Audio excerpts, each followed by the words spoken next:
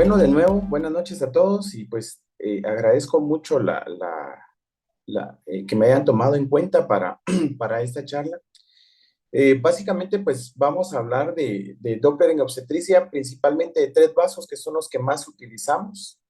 Antes de entrar de lleno a lo que es el Doppler, vamos a hablar un poquito de la historia del Doppler, no tanto de la historia, sino que del mecanismo del Doppler. Vamos a hablar un poquito de la fisiopatología de cada una de las arterias, ¿verdad? Y cuál es la utilidad en realidad que tenemos hoy en día en el Doppler. La verdad es que el Doppler actualmente, pues es un método no invasivo que es de mucha utilidad para nosotros los ginecólogos, ¿verdad? Porque nos permite antecedernos ante ciertas situaciones. Específicamente, pues lo usamos en obstetricia como un predictor de preeclampsia, para restricción del crecimiento intrauterino, para darle seguimiento al estado hemodinámico del bebé, ¿verdad? Entonces, pues como introducción, hablamos de que el Doppler en obstetricia es un método no invasivo y lo que nos va a estudiar el Doppler es el flujo sanguíneo tanto de los vasos fetales como de los vasos maternos, ¿verdad? Entonces, nos detecta de manera precoz ese cambio de flujo que hay entre los diferentes vasos. Y esto es un reflejo de la respuesta que el bebé va a tener ante los fenómenos que le van a estar afectando intraútero, ¿verdad? Tanto del flujo que va de la mamá a la placenta, de la placenta al bebé, y el mismo flujo interno del bebé. Entonces lo usamos mucho en embarazos de alto riesgo, ya que pues antes teníamos otros métodos como por ejemplo el seguimiento con el perfil biofísico que aún se sigue utilizando, pero ya no tanto con el rendimiento del Doppler, que nos predice antes los cambios que puedan haber en la hemodinamia del feto que el perfil biofísico. Entonces, por eso es de que estamos ahora utilizando más el Doppler. Con respecto a la fisiopatología, ¿verdad?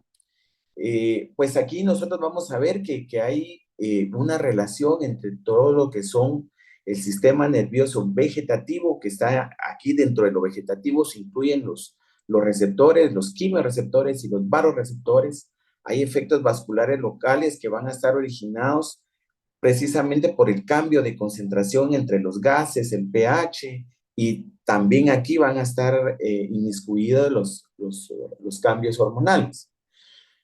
Con respecto a los varoreceptores, son los que responden a los cambios que hay en la presión arterial, ya que esto puede producir ya sea una disminución de la frecuencia cardíaca fetal o un aumento de la frecuencia cardíaca fetal, dependiendo si la presión sube o la presión arterial baja, ¿verdad? Ahora, los quimiorreceptores son los que son estimulados por los cambios en los gases, ¿verdad? El aumento de la PCO2, el descenso de la PO2, los cambios del pH, los cuales van a llevar ya sea un incremento de la presión arterial, y esto pues nos puede llevar a una bradicardia o nos puede llevar también a bradicardia y vasoconstricción. Eh, la acción de estos tipos de receptores van a estar mediados por tanto el sistema simpático como parasimpático. El sistema nervioso parasimpático es el responsable de los cambios en el descenso de la frecuencia cardíaca fetal. El sistema simpático, por medio de una vasoconstricción periférica, es lo que nos va a producir aumento de la presión arterial, cambios en la frecuencia cardíaca fetal y en la contractibilidad también cardíaca. La activación del sistema simpático adrenérgico constituye la mayor respuesta a la hipoxia, ¿verdad? Siempre es a lo que nosotros más le tememos, y ahí es donde el Doppler también nos ayuda de manera efectiva para ir viendo qué bebés están o no están en hipoxia. Y en base a eso nos ayuda a tomar conductas, ¿verdad? ¿Cuáles son los cambios que se van a dar con respecto a la hipoxia? Pues básicamente son alteraciones en la frecuencia cardíaca fetal. Al principio, cuando empieza la hipoxia, ¿verdad? Hipoxia leve, hipoxia moderada, pues los cambios adaptativos son aumento de la frecuencia cardíaca fetal, y conforme la hipoxia se va incrementando, pues a llegar un momento en el que se va a manifestar en una bradicardia. Cuando la presión arterial se eleva porque hay una vasoconstricción periférica, estos mecanismos de adaptación son los que van a aparecer para empezar a provocar un poquito de hipotensión. El, el fenómeno los cambios de adaptación que más tememos es cuando el bebé ya de una hipoxia ya constante y persistente, pues van a haber cambios de redistribución del gasto cardíaco, o nosotros le llamamos centralización de flujo, que eso lo vamos a ver o lo vamos a tratar de determinar a través del Doppler, principalmente de la arteria cerebral media. Y ahí es donde nosotros ya podemos empezar a ver los cambios hemodinámicos y podemos empezar a tomar algunas conductas en base a los cambios que tenemos, ¿verdad?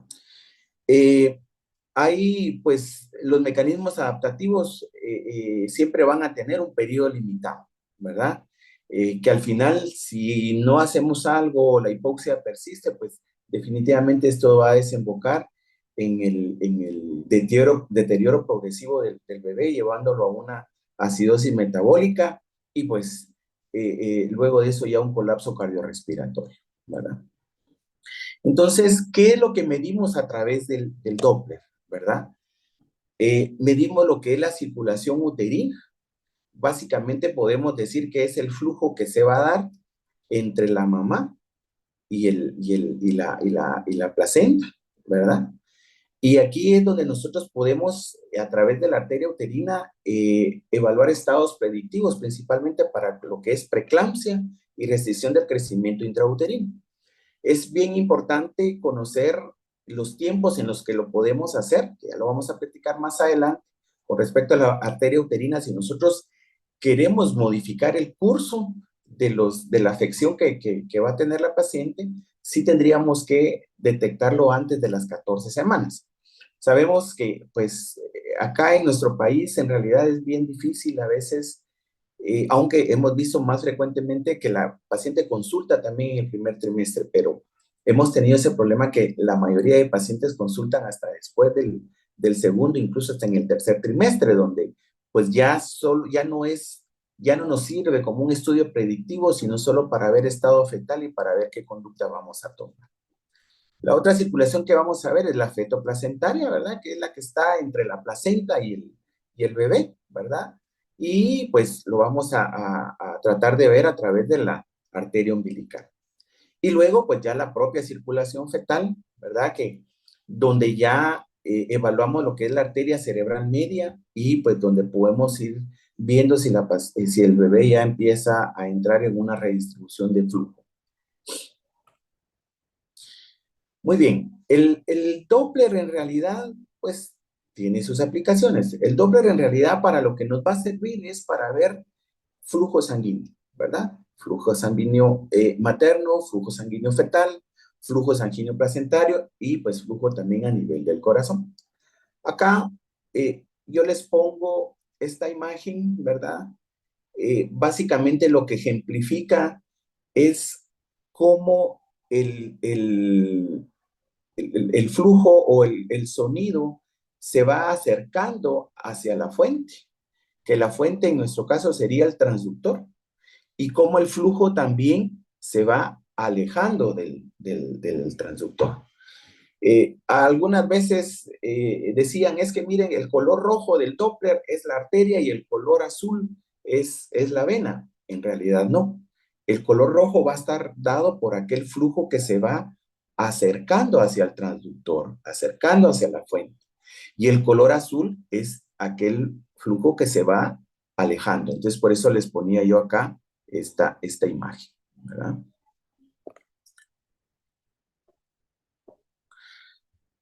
Muy bien. Entonces nosotros también acá pues vemos cómo se da la adaptación circulatoria materna del embarazo y esto lo vamos a estar viendo por el soporte nutricional. Podemos hacer un cribado de tamizaje de patologías materno-fetales.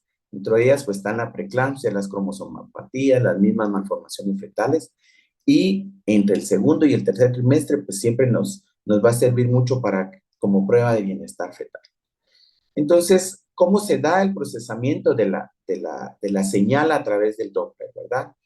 Nosotros lo podemos tener a manera de ruido, ¿verdad? Cada vaso va a tener un ruido característico, sobre todo cuando nosotros vamos a medir la arteria uterina. Yo siempre les digo cuando estamos ejemplificando, aprendan a escuchar el sonido que produce la arteria ilíaca, que es un sonido característico. Ya cuando ustedes se encuentren en ilíaca, arribita va a estar la uterina, ¿verdad? Y la forma gráfica de que cómo se va a formar la forma gráfica, ¿verdad? De, de lo que es el flujo. Y aquí tenemos cómo la altura va a estar dada por la sístole al principio, ¿verdad? Y eso es en base a la resistencia que tiene cada vaso en la circulación de la sangre. Entonces, la primera onda que es la sístole y luego que baja con la diástole, ¿verdad? Donde tenemos aquí un pico sistólico y tenemos una meseta diastólica que en base a qué tan alto sea el pico sistólico o qué tan alto sea el flujo diastólico, más adelante les voy a explicar cuál es el flujo de alta resistencia y cuál es el flujo de baja resistencia, porque en base a eso vamos a estar eh, viendo cómo son los vasos también de manera cualitativa, ¿verdad? Muy bien. Acá, pues básicamente lo que yo quiero ejemplificarles es cómo se va a dar el flujo, ¿verdad? Acá nosotros estamos viendo cómo se forma la onda de velocidad de flujo, ¿verdad? En base a la resistencia que tiene cada vaso, ¿verdad? Si nosotros encontramos una menor resistencia, pues vamos a tener un mayor flujo de sangre. A una menor resistencia, vamos a tener un menor flujo de sangre. Ya más adelante vamos a ver la importancia de conocer esto. Entonces, al tener mayor flujo y menos resistencia, este es un flujo de baja resistencia, vamos a tener un flujo sistólico con un pico sistólico más bajo, pero con una velocidad de flujo un poquito menor o una onda más ancha. Y vamos a tener un flujo diastólico mayor, ¿verdad? Un flujo diastólico mayor. A mayor resistencia y menor flujo, vamos a tener un pico sistólico más elevado con una velocidad sistólica mucho menor. Entonces nos va a dar una base, por así decirlo, de la onda sistólica más estrecha, pero también nos va a disminuir el flujo diastólico. Entonces podemos decir que esta de acá, no sé si logran ver mi puntero, disculpen.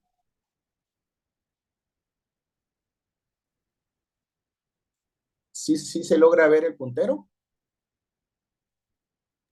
Sí se ve, doctor. Muy bien, muchas Sí se gracias. ve. Gracias. Pues entonces aquí, cualitativamente, cuando nosotros vemos esta onda de flujo, podemos ver cualitativamente que es un flujo de baja resistencia, ¿verdad? Y esto cualitativamente, cuando vemos solo la forma de la onda, es un flujo de alta resistencia. Por lo regular, los vasos maternos, la uterina y la umbilical, que es el flujo útero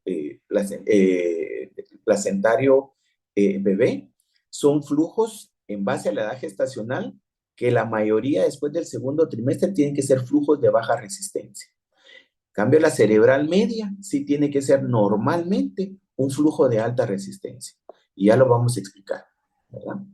Entonces, ¿cómo vamos a valorar la onda de velocidad de flujo? Era lo que les mencionaba anteriormente, ¿verdad? Tenemos una onda cualitativa, que era lo que les mencioné anteriormente, y una onda cuantitativa cuando ahí sí, ya con la máquina ya vamos a medir esa onda de flujo y ya nos va a dar un valor, donde ya nos da un índice de pulsatividad, nos da un volumen sístole-diástole, ya nos da un índice de resistencia también. Entonces, acá pues tenemos la forma cualitativa, ¿verdad? Lo que yo les decía, cómo va el flujo. Incluso nosotros cuando tenemos un flujo reverso de la diástole, ¿verdad? Es porque en realidad ya se está invirtiendo el flujo, es porque el estado hemodinámico ya está cambiando.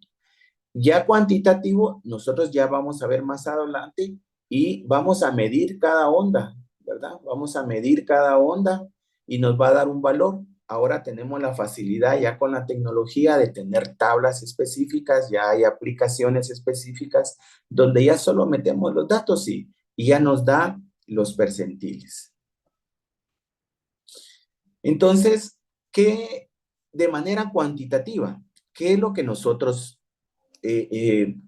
medimos en la velocidad, en la formación de la onda de flujo? De nuevo, este es el flujo sistólico y este es el flujo diastólico. La S está dada por la altura del pico sistólico. La D es el flujo, el pico del flujo diastólico. Y la velocidad media, ¿verdad? Es la anchura que va a tener cada onda. De manera que no es necesario que ya nos aprendamos estas fórmulas, ¿verdad? Donde vemos que el IP tiene el S, el sístole menos diástole, dividido la velocidad media. El cociente SD es, o el índice SD, es nada más que dividir la sístole, dividir sístole dentro de diástole. Y el índice de resistencia es sístole menos diástole partido sístole. Anteriormente usábamos nosotros como dato cuantitativo el índice de resistencia.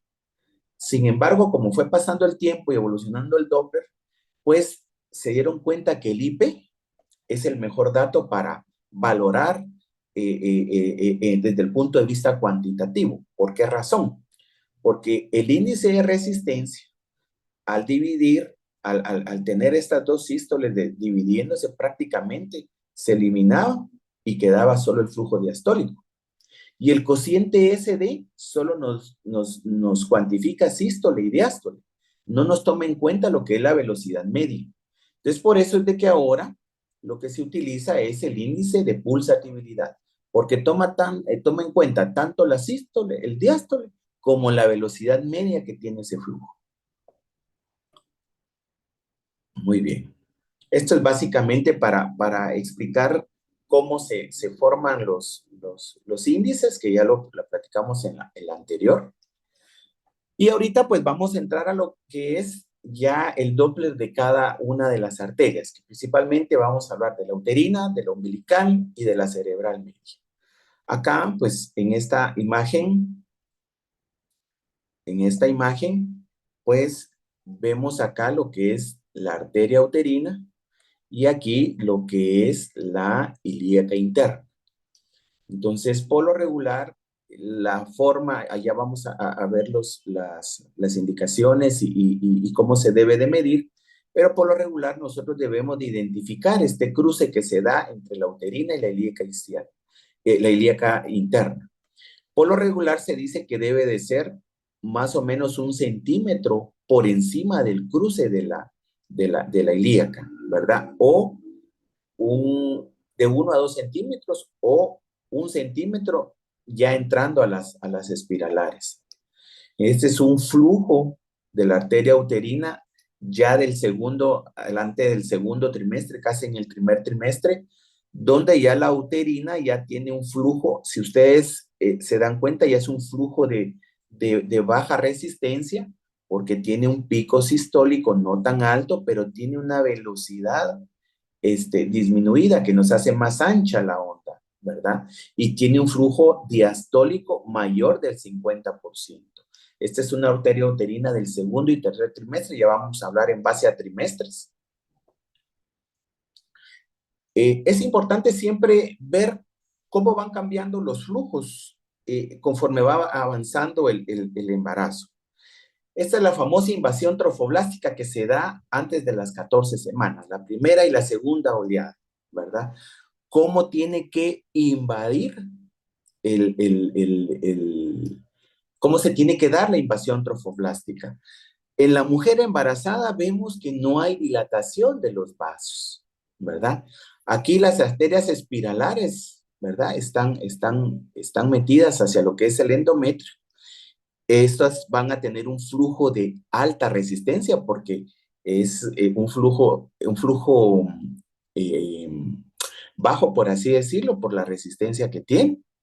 Sin embargo, cuando se da el embarazo, estas arterias tienen que ir perdiendo sus células musculares para permitir la dilatación de los vasos. Conforme van entrando al endometrio, van perdiendo su muscular, haciéndose más anchas, por así decirlo, perdiendo la resistencia. ¿Se recuerdan la imagen que vimos al principio?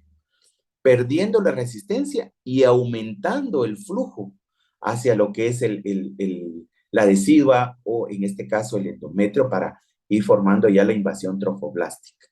Entonces, ¿qué pasa en pacientes que van a tener un riesgo de preeclampsia, riesgo de restricción del crecimiento intrauterino?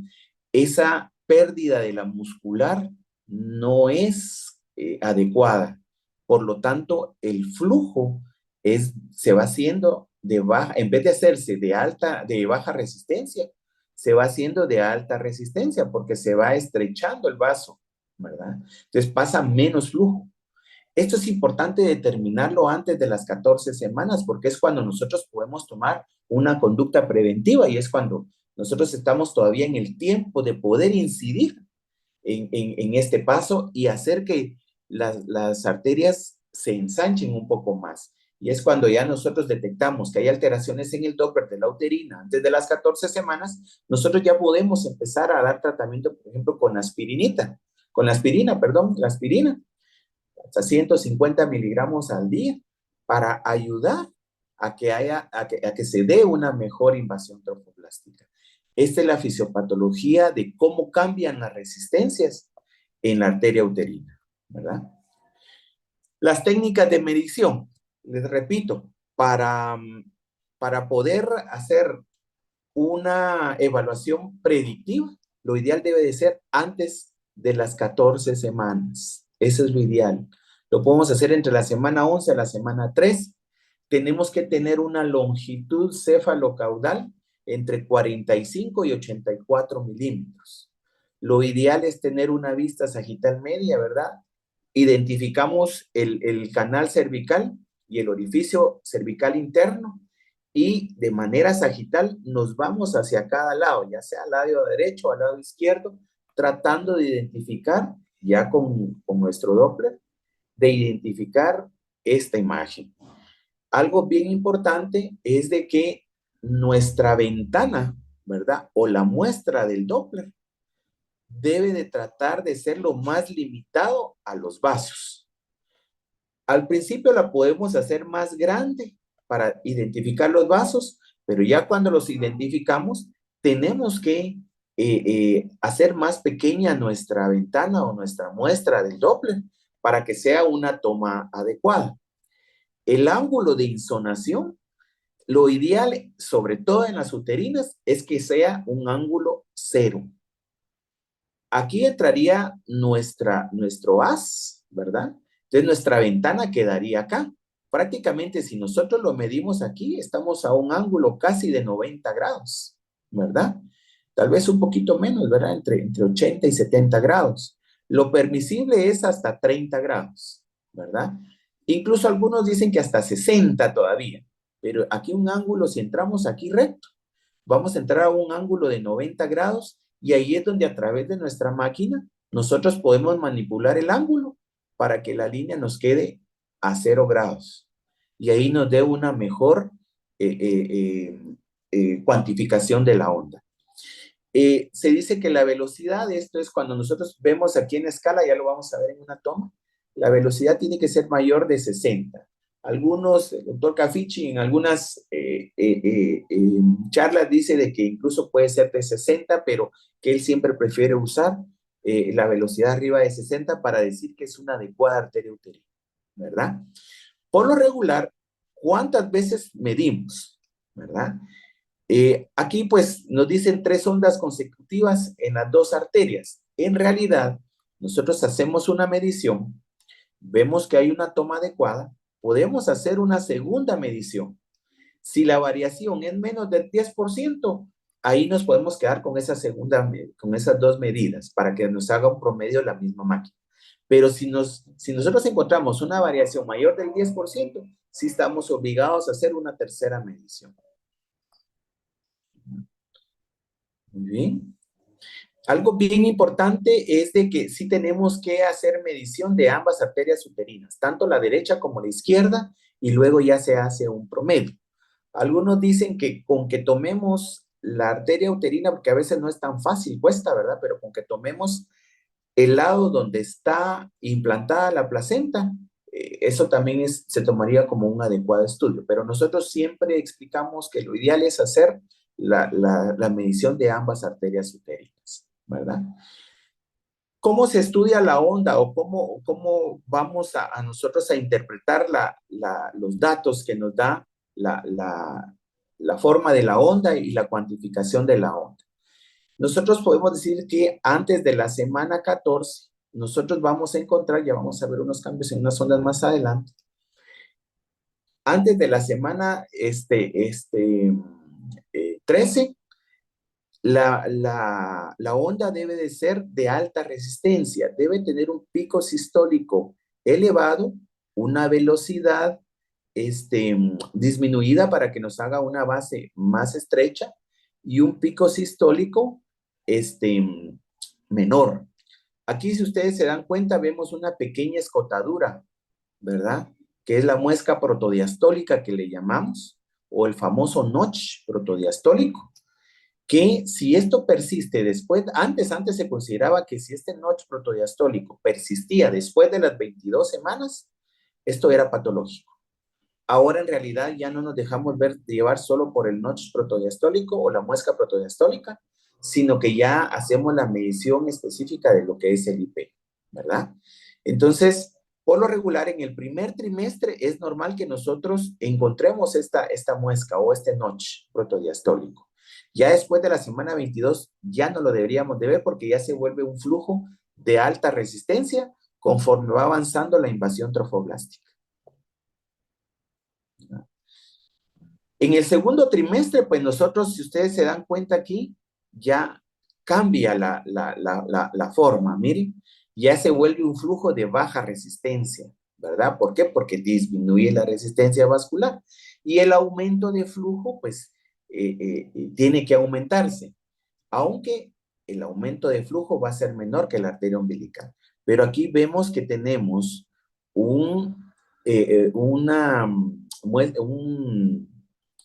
flujo sistólico más bajo, un pico sistólico más bajo, pero una velocidad menor que hace que se amplifique o se haga más ancha la base, tanto de la sístole como de la diástole. Y vemos cómo el flujo diastólico se incrementa, ya no baja tanto, se incrementa. ¿Por qué? Porque incrementa el flujo, disminuye la resistencia que hay a nivel de los vasos. Esto es normal arriba de las 20-22 semanas, ¿verdad? Esa es una manera cualitativa. Acá nosotros en realidad ahora manejamos cuantitativamente en base a percentiles, ¿verdad? 95 percentil y quinto percentil. Algo que nosotros tenemos que ver es que a mayor resistencia o flujo de alta resistencia, lo normal es que se acerque más al 95 percentil. Flujos de baja resistencia, lo normal es que se acerque más al quinto percentil. ¿Por qué razón explicamos esto? Porque a veces un flujo de baja resistencia que tendría que estar más hacia el quinto percentil empieza a estar normal. Por ejemplo, cae en el 80 percentil, pero ya se está elevando, ¿verdad? No se ha salido del 95 percentil, pero ya se está elevando. Entonces hay que ponerle atención a los flujos también. Entonces, con respecto a la arteria uterina, pues en el primer trimestre, ¿verdad? Es normal que sea un pico sistólico alto, ¿verdad? Un flujo de alta resistencia, que se vea esta muestra protodiastólica, un flujo diastólico bajo. Conforme va avanzando el embarazo, antes de las 20 semanas, se va perdiendo la resistencia, se va haciendo un poquito más alto el flujo diastólico, se disminuye la velocidad, hace un poquito más ancho, el pico sistólico va disminuyendo, ¿verdad? Y ya después de las 20 semanas y en el tercer trimestre, ya tiene que volverse en un flujo de alta resistencia, de baja resistencia, perdón, ¿verdad? Entonces, ¿cómo interpretamos nosotros? Esto es en base a percentiles. La persistencia de un flujo de alta resistencia mayor del 90 percentil, ¿verdad? O una escasa diástole con presencia o no del nocho, la muesca protodiastólica, más allá de las 20 o 24 semanas, quiere decir que hay alguna alteración y hay un defecto en la placentación. Aquí es donde ya, pues probablemente si lo detectamos antes, como les repito, en base a percentiles, antes de las 14 semanas, podemos incidir en cambiar el curso de ese embarazo. Sin embargo, si ya lo detectamos en el segundo trimestre, solo tenemos que estar sabidos que probablemente esta paciente nos va a hacer una preeclampsia o nos va a hacer una restricción del crecimiento intrauterino. Entonces lo manejamos en base a percentiles. Entonces, en base a flujos, la arteria uterina es un flujo en el primer trimestre y a mediados del segundo trimestre es un flujo de alta resistencia, pero que va a ir volviéndose de baja resistencia hasta después de las 22 semanas, que ya debe ser un flujo de baja resistencia, ¿verdad?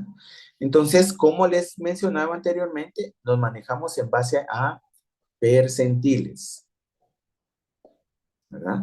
Entonces, recuerden, 95 percentil, quinto percentil. ¿Cómo se va manejando cómo se va comportando? Si ustedes se dan cuenta, a mayor edad gestacional, la curva va a ir bajando, se va a ir acercando hacia lo que es el quinto percentil. Entonces, ¿por qué? Porque el índice de pulsatividad va a ir bajando, va a ir bajando. Este es el comportamiento normal de lo que es la arteria uterina. Y en base a eso, nosotros, a esos valores, vamos a establecer nuestros percentiles. Ya no usamos gráficas, como les repito, ya al final les voy a poner yo lo de la aplicación que ahora utilizamos.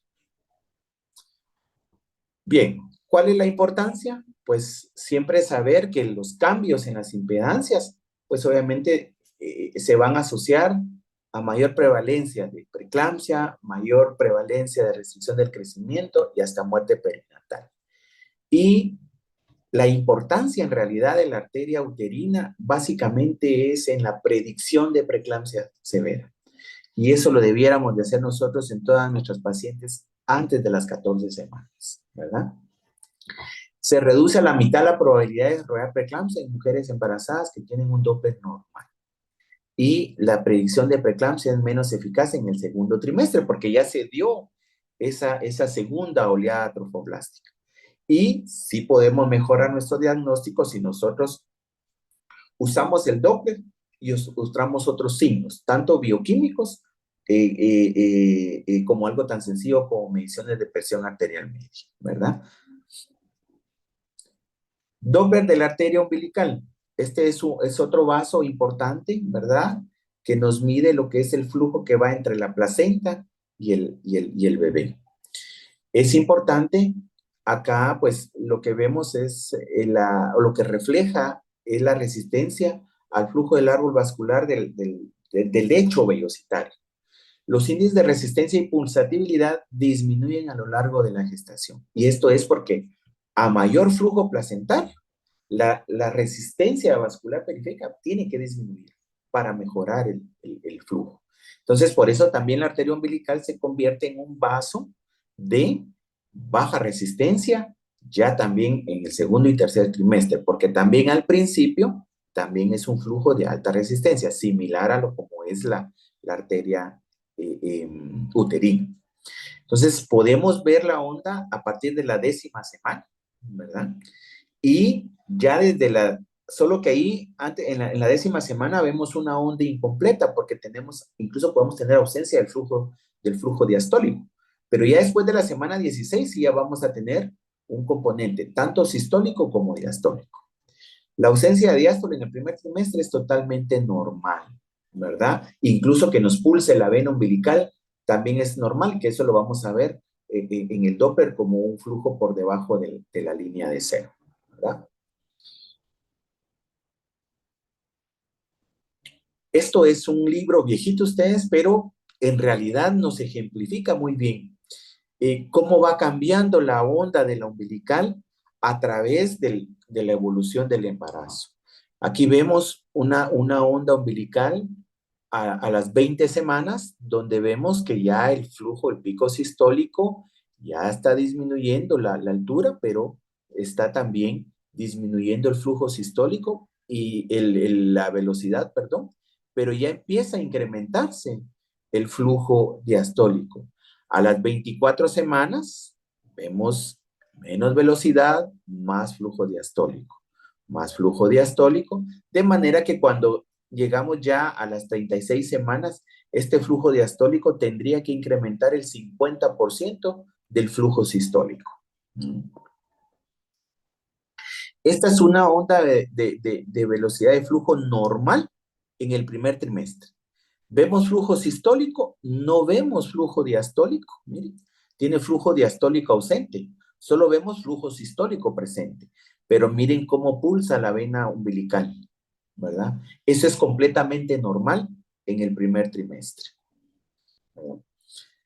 ¿Cuándo está indicada la evaluación de la arteria umbilical? Pues cuando nosotros queremos ver cómo va el crecimiento del bebé. Principalmente sospecha restricción del crecimiento, lo usamos en gemelos monocoriónicos, pacientes con hidrops, ¿verdad? Entonces, medimos siempre el índice de pulsatividad porque es el que es más significativo para la medición, ¿verdad? Ya no se usa casi esta clasificación, ¿verdad? De la onda de flujo, pero se los traigo porque ahora se habla más de porcentajes y en base a este estadio vamos a hablar de los porcentajes de afección de la placenta. Podemos tener una diástole normal, podemos tener la diástole reducida, que es un estadio 1, diástole ausente, que es un estadio 2, y estadio 3 cuando ya tenemos una diástole reversa, ¿verdad? Entonces, aquí es donde podemos ver nosotros los estadios, ¿verdad? Pues antes era la clasificación de Laure, ¿verdad? La normal, con su flujo diastólico, su flujo sistólico. Estadio 1 ya empieza a disminuir menos del 50% del flujo sistólico. Ya empezamos a ver que prácticamente ya está desapareciendo el flujo diastólico y grado 3 cuando ya hay reversión. Ojo, esto no es vena, esto es reversión del flujo diastólico. Ya después de las 16 semanas ya no debemos de ver pulsatividad de la vena umbilical, ¿verdad? Yo creo que sí es importante platicar un poquito acerca de la técnica, ¿verdad? Porque nos habla mucho, incluso hasta de la posición en la que debiera de estar la paciente, ¿verdad? Siempre, pues la paciente debe estar semisentada y lo ideal es que no tenga contracciones. Debemos de aprovechar los periodos de apnea fetal porque también la respiración fetal es la que nos puede alterar también sobre todo la calidad de las ondas de imagen que nos da, ¿verdad? Entonces, lo ideal es hacerlo también en ausencia de movimientos fetales muy vigorosos. No debiera de tener hipo el bebé, ¿verdad? Y pues la frecuencia cardíaca debe estar entre límites normales. ¿Cómo lo medimos? Ya vamos a poner una imagen. Ahora, eh, antes era que tenía que ser en un asa libre del cordón. Hay las nuevas guías de la ISO, ¿verdad? Donde dice que tenemos 3 lugares de medición. Paralelo a lo que es la vejiga, la vejiga fetal, porque ahí es donde se bifurca también la umbilical, en la salida del cordón y en la porción libre. Ahora se dice que, según las nuevas guías de la ISO, cualquiera de los 3 lugares se puede tomar ya la medición. Lo ideal es en la máquina quitar el filtro. Tenemos que tener un volumen de muestra adecuado, ya se los voy a explicar. Y lo ideal es de tener por lo menos de 4 a 6 ondas iguales en nuestra pantalla. Puede ser desde 6 o hasta 9 ondas, pero no más de 9 ondas. Lo ideal es que sean de 4 a 6 ondas en nuestro cuadro. El PRF lo podemos ajustar dependiendo de qué tanto aliasing nos da el color y nos da también al poner el Doppler espectral. Y el ángulo de insonación, que tiene que ser siempre menor de 30 grados, lo más 60, pero en cualquiera de los vasos, lo mejor es que el ángulo de insonación se acerque a 0 grados, ¿verdad? Esto es parte de lo que hablamos ahorita. Esto es como ir paso a paso, ¿verdad? Pero esta imagen la puse porque me ejemplifica los 3 lugares donde pudiéramos tomar. Nosotros vemos aquí la vejiga fetal, miren. Y acá, cuando ponemos nosotros el Doppler color, vemos un color hacia acá y otro color hacia acá.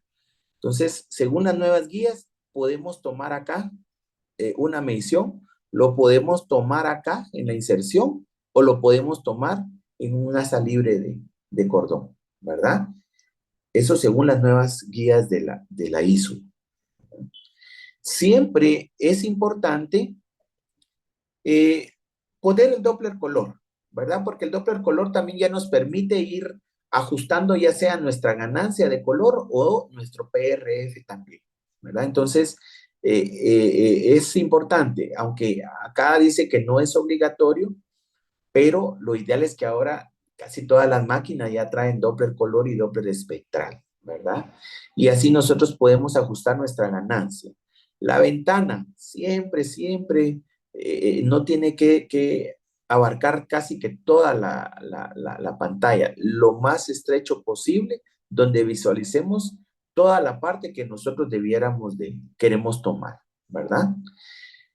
Esto es a lo que nos referíamos para modificar el color o el PRF también, ¿verdad? Por ejemplo, en este, miren, hay mucho aliasing, ¿verdad?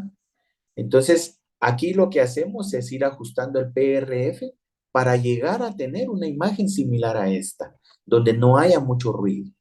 Entonces, es para empezar a optimizar ahí nuestra imagen. El volumen de muestra o la ventana de muestra, lo ideal es la muestra con el caliper. La ventana de muestra es esta, ¿verdad? Que tiene que ser lo más reducida posible, un zoom adecuado, pero la muestra que vamos a tomar con nuestros caliper ya de la aplicación del Doppler espectral tiene que ocupar el centro del vaso, ¿verdad? Sin salirse de las paredes. Por ejemplo, esta sería una mala toma, ¿verdad? Ni muy estrecho, pero tampoco que se salga de las paredes del vaso. Tiene que estar dentro de las paredes del vaso y tomar la mayor porción sin salirse de las paredes del vaso, ¿verdad? Ya cuando nosotros ajustamos lo que queremos, la muestra que nosotros queremos, es cuando ya ponemos el Doppler pulsado. Y pues ya vemos nosotros la formación de la onda, la onda, ¿verdad? De flujo. Por ejemplo, aquí miren, tenemos 1, 2, 3, 4, 5, 6, miren, casi 7. Es una adecuada toma, todas son simétricas. La velocidad, que es esta que está acá, miren, dependiendo si se nos sale del cuadro, en este tiempo podemos ya ajustar nuestro PRF, ya sea para hacerla más pequeña o para hacerla más alta. ¿Verdad? Cuando decimos pues que el Doppler del umbilical está patológica, siempre nos manejamos a percentiles, ¿verdad? Entonces, si nosotros, dependiendo la edad gestacional, pues así vamos a ver si nosotros decimos que está patológica o no. Este, por ejemplo, tiene un IP alto, es un flujo cualitativamente es un flujo de alta resistencia, vemos un pico sistólico elevado, una velocidad incrementada que nos hace más cerrado el espacio, un flujo sistólico ya casi ausente, ¿verdad? Aquí está ausente, ¿verdad? Este es un flujo, pues, tiene todavía menos del 50%. Miren, tendría que tener más del 50%. Y a veces podemos tener un flujo reverso, ¿verdad? Todos estos son flujos patológicos cualitativamente, pero lo ideal es hacer la medición, la cuantificación, ¿verdad? Entonces, acá nosotros hablamos en cuanto a porcentajes de afectación. Siempre manejamos 95 percentil y quinto percentil. Recuérdense que es un flujo de baja resistencia, entonces se debiera de ir acercando, entre más edad gestacional, más bajo su IP. Se debiera de ir acercando más hacia el quinto percentil. Cuando ya se acerca al 95 percentil, dependiendo de la edad de gestación, es cuando ya se está empezando a alterar. Entonces, nosotros aquí hablamos que cuando empieza a disminuir el flujo diastólico, menos del 50% del flujo sistólico, empieza a haber un 30% de vasos que se están afectando. O sea, un 30% de esos vasos ya tienen baja perfusión. Cuando ya desaparece el flujo sistólico, ya es 50% de los vasos que tienen baja perfusión. Ya no digamos cuando tiene un flujo reverso de la diastólica, un 70% de los vasos ya están afectados, ¿verdad? Entonces, la forma de la onda de flujo nos determina también porcentajes de afección en cuanto a los vasos, ¿verdad? Ahora, con respecto al Doppler de la cerebral media. Doppler de la cerebral media es bien importante ya para estado fetal, para ver cómo está la distribución de los vasos de este bebé, ¿verdad? Algunos dicen que las alteraciones se dan se dan principalmente en el área distal. Ahí se empiezan a manifestar primero y de último se manifiestan en la porción proximal.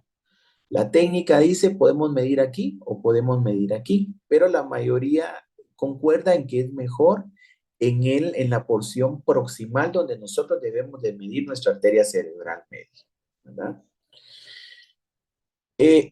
La arteria cerebral media, con respecto a los demás vasos, es el único vaso que es de alta resistencia, ¿verdad? Superior a la umbilical, superior a la uterina. Los índices de resistencia y pulsatividad van a ir descendiendo a partir de la semana 32 porque compensan un descenso de lo que es la PO2 y la PCO2 y que esto es fisiológico. Disminuyen, pero no siempre siguen siendo un flujo de alta resistencia, ¿verdad? Se considera como lo más sensible a la hipoxia y su disminución de la IP se considera la primera alteración hemodinámica. Por eso es que el valorar la arteria cerebral media es bien importante, porque se dice que hasta se nos puede adelantar, nos puede predecir hasta 24 o 48 horas antes de que se dé el fenómeno, ¿verdad? La respuesta no deseada. Y su estabilidad o su flujo normal, pues dice que nos asegura hasta una semana de que ese bebé va a estar bien, ¿verdad? Entonces, por eso es importante, ¿verdad? Porque este sí es bien sensible a los cambios hemodinámicos, a la hipoxia que pueda tener el bebé, porque empieza a sufrir vasodilatación. Entonces, mejora la sensibilidad del método para detectar a los bebés con crecimiento fetal y patologías fetales en general, pero principalmente también algo bien importante es que nos mide la velocidad de flujo, ¿verdad? Y eso también nos puede determinar anemia fetal. Entonces, la principal indicación es ver cómo está ese flujo del bebé, si no está centralizando flujo, si no está desviando ya flujo. En cuanto a técnica, se identifica el vaso con el color, ¿verdad? Polo regular, nosotros tenemos el zoom que le tenemos que dar, tiene que ser por lo menos el 70% de nuestra pantalla. Lo ideal es arriba del 50%, pero tiene que ser lo mejor es el 70-75%. Siempre el ángulo de insonación debe ser inferior a 15 grados, pero entre más se acerque a cero, es mejor, ¿verdad? El tamaño de la muestra, pues siempre debe ser equivalente a la arteria, ¿verdad? Del grosor de la arteria, no debe exceder el grosor de la arteria, ni tampoco ser una muestra muy pequeña. Siempre se debe de explorar, lo ideal es en ausencia de movimientos tanto fetales gruesos como movimientos respiratorios también. Y en cuanto a la IP, dice que es poco valorable en bradicardia o taquicardia marcadas, ¿verdad? Porque tiene que estar una frecuencia pues normal, eso es lo ideal, ¿verdad? Porque por la velocidad a la que cambia, puede haber alteración en el flujo o en la onda, ¿verdad? Este es un ejemplo de la arteria uterina, perdón, de la arteria cerebral media. Si ustedes se dan cuenta, la ventana del caliper está ocupando casi todo el vaso sin salirse de las paredes, ¿verdad? Aquí, si ustedes se dan cuenta, el ángulo que se está dando, sí es más o menos como de unos 15, sí, como unos 15 grados, ¿verdad? No, no es un ángulo total de 90 grados.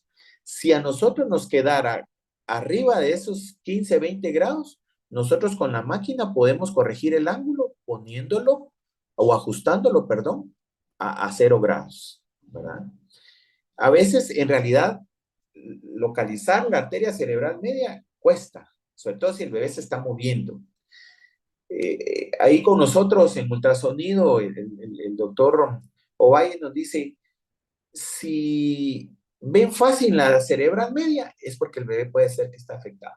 Pero si les cuesta y no la logran tomar, es porque el bebé está bien, ¿verdad? Entonces, es difícil. Entonces, si nosotros localizamos, pero no tenemos el ángulo adecuado, movamos el ángulo de la máquina para que nos quede lo más cercano a 0 grados. ¿De acuerdo? En la región proximal también se puede en la distal, pero es mejor en la proximal, ¿verdad? Y si ustedes se dan cuenta acá, la forma de la onda es un pico sistólico alto, una velocidad pues aumentada que nos hace más estrecho es un flujo diastólico menor del 50 a 60% del flujo sistólico. Es un flujo diastólico bajo. Esa es una onda de alta resistencia. Nos preocupa cuando esto cambia, porque eso quiere decir que hay una centralización de flujo o una redistribución de flujo, ¿verdad? Entonces, acá nosotros vemos ejemplos, ¿verdad? Por ejemplo, acá, esta es una onda de flujo normal, un flujo de alta resistencia, un pico sistólico alto, un flujo diastólico bajo, ¿verdad? Aquí ya empieza a caer la resistencia, miren. Entonces empieza a incrementarse, siempre se mantiene el flujo sistólico, pero empieza a aumentarse el flujo diastólico. Aquí ya está empezando a perder su resistencia. No digamos ya acá en esto, donde aquí sí ya pierde bastante la resistencia y ya vemos un flujo diastólico mayor del 50% del flujo sistólico. Esto es patológico, ¿verdad? Y aquí nos dice de que ya ese bebé ya está redistribuyendo flujo, ¿verdad? Entonces, ahí es donde nosotros ya empezamos a tomar conductas, ¿verdad? El IP lo utilizamos para valorar la vasodilatación cerebral, que recuérdense que tiene que estar tiene que ser vasoconstricción, ¿verdad? Y la vasodilatación sí nos puede hacer sospechar de hipoxia fetal, ¿verdad? Entonces, eh, recuérdense de los percentiles, el IP de la cerebral media menor del percentil 5, persistente en dos determinaciones separadas por un periodo de 12 horas. Esto nos dice que ya el bebé se está alterando. A veces puede pasar que nos dé, por ejemplo, la arteria umbilical normal y la arteria cerebral alterada. Ahí es donde a nosotros nos sirve, perdón, nos sirve lo que es el índice cerebroplacentario, ¿verdad? Porque esto nos marca, ¿verdad? La relación que hay entre los dos. Y esto pues ya nos puede ayudar a tomar conductas que también ya lo vamos a determinar, ¿verdad? Vamos a ver, acá. Esta es, Entonces la que va aquí, estamos ejemplificando la toma de una arteria entonces agrandamos un poquito, disminuimos uterina. nuestra ventana para optimizar Miramos la el imagen, flujo vamos a darle un poquito más de ganancia. Ajustamos nuestra ventana. Perdón, el movimiento es el que tomó el video.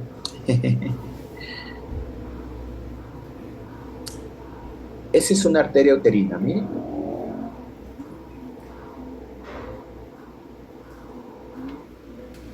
Morfológicamente normal. Se dan cuenta, tiene un flujo, Siempre el pico sistólico un mayor flujo de 60, sistólico no tan alto, pico un sistólico flujo diastólico no tan alto, mayor del 50%. y no tan alta también. El flujo Esta es una diastólico que arteria tiene que ser uterina más del 50% normal. del flujo sistólico. Entonces, arteria uterina izquierda. Tenemos un IP Vemos los datos, 0.90. el SD, vemos el IP, .90, el IR en .56. Como les repito, esto nosotros ya lo vamos a meter a una aplicación. Ahora es más fácil, ya nos da los percentiles, ¿verdad? En términos generales, se dice que el IP, como es un flujo de baja resistencia, el IP tiene que ser menor de 0.9, el IR, que es el índice de resistencia, menor de 0.7 y el SD menor de 3 para hablar de un flujo de baja resistencia. Lo contrario, un IP mayor de 0.9 o de 1, un IR mayor de 0.7 y un SD mayor de 3, eso nos habla de un flujo de alta resistencia, ¿verdad? Miren esto, este es una arteria umbilical, ¿verdad? Aquí no es necesario que nosotros modifiquemos Pero el ángulo, sino tenemos que ir ajustando, ahí vamos ajustando el PRF, ¿no? Para ayudarnos a que no haya mucho aliasing o mucho ruido, para que tengamos una mejor muestra. Adaptamos, regulamos nuestra ventana.